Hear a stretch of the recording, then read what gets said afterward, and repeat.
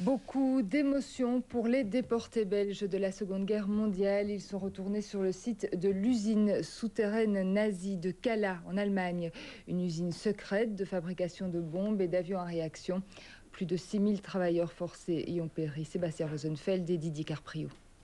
Nous étions des esclaves qui faisions un travail qu'un régime inique nous a imposé parce que dans notre pays que nous voulions défendre, nous étions ou des otages, ou des réfractaires, ou des résistants.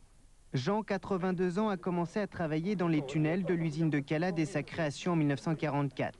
Accompagné du ministre de la Défense, André Flau, il revient avec ses camarades sur cette montagne qui a causé la mort de plus de 6000 personnes. La porte du complexe militaire nazi s'ouvre pour la première fois depuis 1945. C'est ici que les déportés creusaient des galeries où était assemblé le premier avion à réaction et les fusées V1 et V2. On vous désigne de but en blanc une soirée d'hiver pour faire partie d'une colonne de nuit. Vous partez avec une chemise, il fait moins 17 et vous rentrez là-dedans. Et là, il fait plus chaud qu'à l'extérieur. Alors ça passe jusqu'au lendemain, parce que c'est une shift de 12 heures. Alors vous ressortez à midi, si vous êtes rentré à midi. Si vous avez en hiver le malheur d'avoir la shift de nuit, vous ne voyez plus jamais le soleil pendant un mois.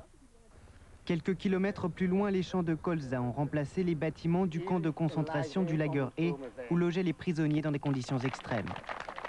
Les gens qui ne savaient plus se soigner, se négligeaient, ne mangeaient plus, étaient épuisés par la journée de travail. Et c'est comme ça que finalement, ils se couchaient par terre et ils mouraient. C'est sûr que d'après ce qu'ils nous disent, on n'a plus trop envie de revoir ça ici.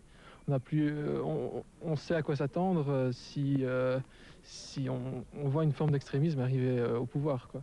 Pour la première fois, une cérémonie officielle reconnaît le drame de Cala. Pour pouvoir, par certaines symboliques, faire montrer à toutes ces personnes qu'on n'oublie pas les sacrifices qu'ils ont consentis et surtout leur dire qu'on compte sur ces personnes pour nous aider à maintenir la société démocratique. Le site de l'usine souterraine de Cala et le camp du Lager E entrent enfin dans l'histoire. Les déportés souhaiteraient que ce complexe soit aménagé et devienne un lieu de mémoire ouvert au public, mais les autorités allemandes considèrent que ce projet n'est pas une priorité.